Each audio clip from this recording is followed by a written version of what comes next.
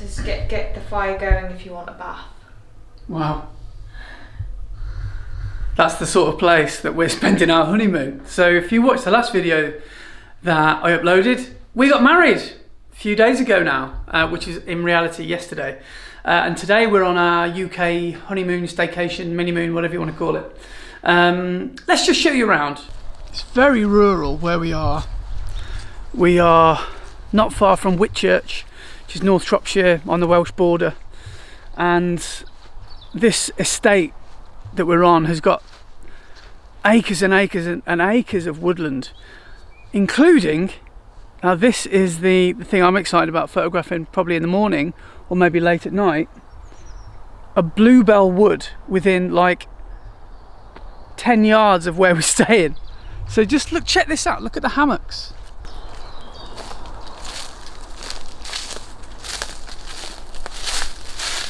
So looking forward to a game of table tennis and a chill in the hammock and reclaiming my crown as the best table tennis player in our house. Do you want to maybe rephrase that? I'm joking, she is ridiculous. She's like blooming table tennis version of Serena Williams. I don't know why she's so good. She's literally insanely good and I can't beat her. But at the Whitchurch Open, the crown is mine. So another massive reason that we've chosen to stay here is because it's sort of off-grid. It's marketed as an off-grid property. And for most of you, that will sound like an absolute worst case sort of nightmare honeymoon. But for us, it's right up our street. We're just switching off and we don't have to worry about electric. So, you know, things like that. So we've obviously got a log fire heater to warm the place up. So this is another thing that this property owns, or this estate, are these pools or these ponds or little mini lakes. Even if we were well travelled and the pandemic had never hit, we'd still find this amazing. But the fact that we haven't really left the house in the last 4 months makes it 5 months now, makes it all the better. So happy to be travelling again. And aren't we? Happily married?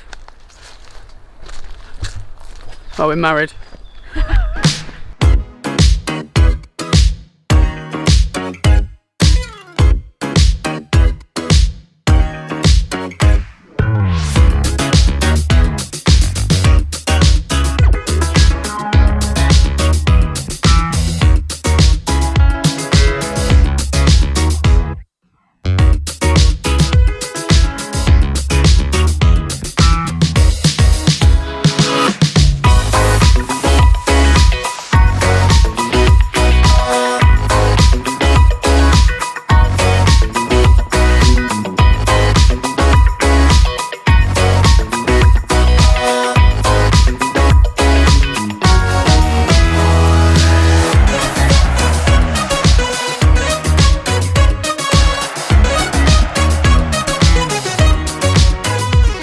A few days have passed since I last actually got anything on video, mainly because we've just been really just taking it easy and relaxing and not doing a hell of a lot.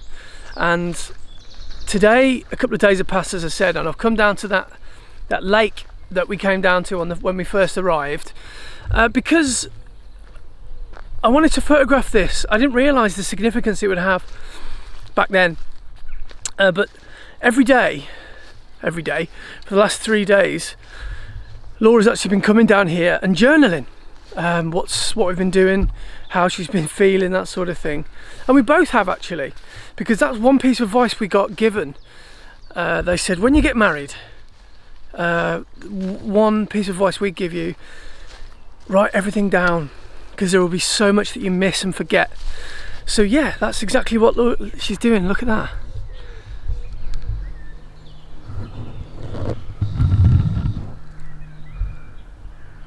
It's about 6 o'clock in the evening. The light's quite nice now, and the reflections are lovely, nice and still, no wind. I'm going to get these rushes here that are sticking out dead and alive in the foreground. I've brought the 16 to 35 with me to do that, and I'm going to take a couple of variations of this scene, and that's all it needs to be. Nothing overcomplicated. I think it's got a nice painterly Monet feel to it. I know that's the most cliche thing to say because there's water lilies, but yeah, the amount of green and yellow and burnt sort of slightly orangey kind of colours with the warm light we've got feels like a painting. So I'm going to just work this little area and grab some compos. We should be able to come up with something nice, I think. But yeah, this area is holding a little bit of significance for us, so that's the main reason that I want to snap this. That's the worst overlooking a departure clearance foil. Copy that. The rain is pouring, I'll drive out to the forest, cause I can't ignore it there. I'll get there by morning, give my heart a warning, cause I can't ignore it there. That I should probably let you go, but I still need to let you know that I think the world of you. Oh, I should probably let you go, but I still need to let you know that I think the world of you. Oh, I got lost in my blind spot, yeah. I got lost in my blind spot. I swear I gave it my best shot, but I got lost in my blind spot.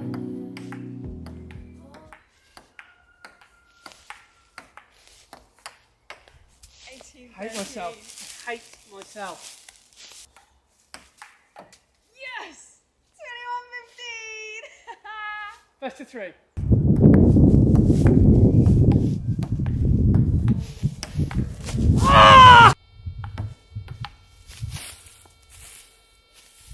One all.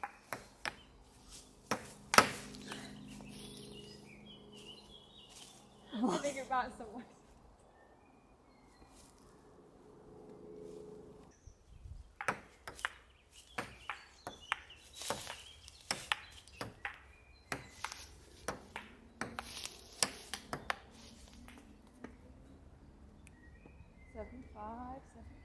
The ball, please, player. Where's it gone? Underneath the hammock. Go the other way. Okay, brilliant. 7-5. To you. Me. Yeah. Of course. A bit rude. Net. That wasn't let. I hit the net. 100%. I said let before you even hit it. Yeah, but you can't just say let if you don't like the serve. I You hit the net. Didn't hit it. Yes, I did. I was a good serve. I wouldn't say it if it wasn't.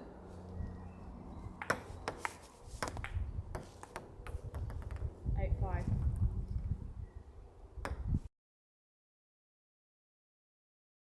So the sun has just set, and I think I'm just going to do one last photograph, and it's the bluebells that I'm after.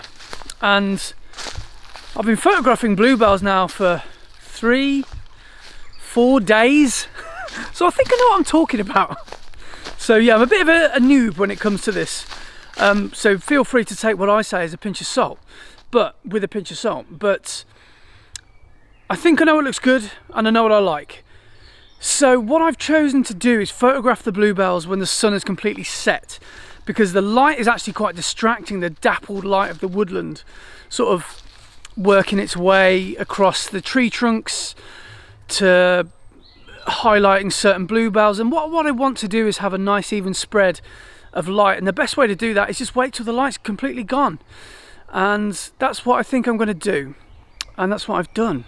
So I've brought with me, strange choice of focal length for some of you, but the 85mm, and the idea is with that I'm going to focus in on some sort of intimate sort of scenes, and I can really show off the colours that I can see in front of me. And another reason that I quite like shooting bluebells after hours or before hours is because they've got more of a vivid hue to them, the bluebells, believe it or not. So if you can capture them before you lose the light completely, it's a really nice way to do that. Maybe half an hour ago would have been the optimum time, because there would have been more light in the sky and the tops of the trees. But this certainly looks pretty good. Right, it's a little darker than I'd hoped.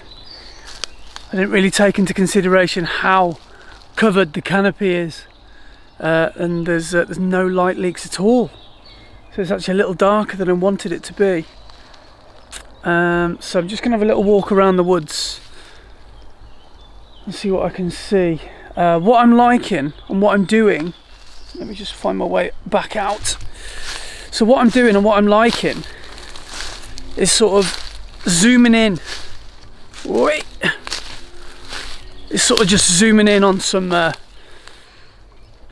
scenes and throwing everything out of focus.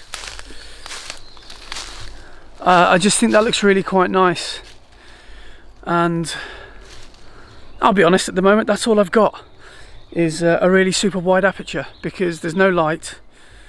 We've got an 85mm lens and I've got nothing else on me, so it's all about using what you've got and shooting what's in front of you, and I've just got to find a way to make that work.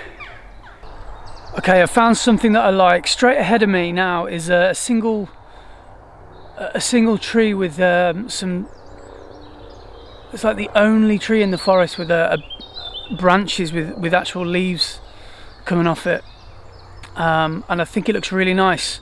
And there are two trunks to the other side of it, and obviously there are a few in the distance, and I think it looks really cool if I just isolate that. I'm at 1.6. Yes, I'm at 1.6.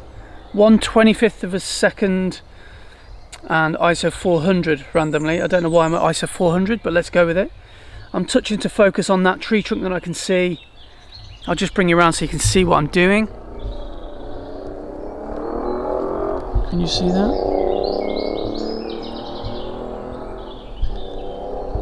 Just there. And then let's hit the trigger. Let's put it on 2. Let's use good habits, and let's put it on 2-second timer, shall we? If you don't need any more camera shake than we've already got. And yeah, that looks kind of cute. I like that. Couple more just for safety, but I'm pretty happy with that. That looks pretty nice. I'm terrified to lose you, but I don't really have you, so I don't know what to do. I climbed up too high on this hillside in my mind. It's a long way down. Oh, I don't wanna hit the ground. I don't wanna hit the ground. I don't wanna hit the ground without you. Back inside we go. More realistically, back to getting my ass kicked on Monopoly by Laura, who has now got 2 houses on Park Lane, 1 on Mayfair. I'm struggling, I'll be honest, I am struggling, and I think there could be some tantrums before the end of the night. But thanks for watching this video. I'm going to call it a day now, and I'll see you on the next video. The next location that we're going to be in, dare I say it, is going to be even better than this. We're going up to Northumberland, a place called Hesley-side, and we've got 2 lovely nights in a tree house, a really exclusive place, and the demand on it was amazing. They released the dates that they were selling for 2021. We got in there, 10 minutes later we checked, all year long, fully booked. So it's going to be, it's that good basically, and I can't wait to for us to arrive there, and we'll take you along with us. I'm sure there's going to be tons of photo opportunities over there. So thanks for watching. If you've made it this far, I hope you've enjoyed yourselves, and I will see you on the next one, whatever that may be about, but I think we're going to know by now. See you then. Thanks for watching. You're all legends. See you soon. Since I've seen the sun could be bright again, I don't ever wanna be blind again for you.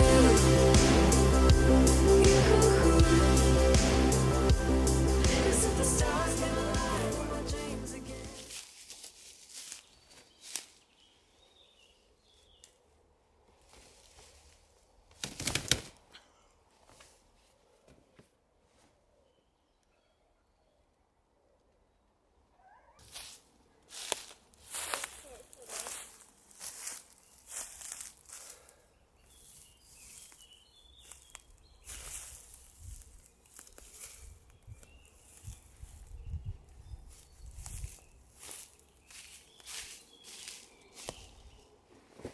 you have your shoes on? I feel like my shoes ruin it a bit.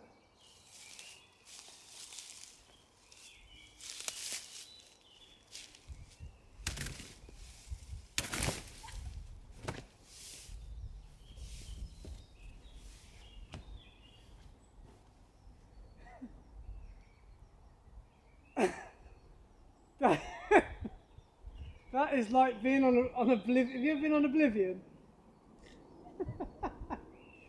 That's like a hammock version of Oblivion.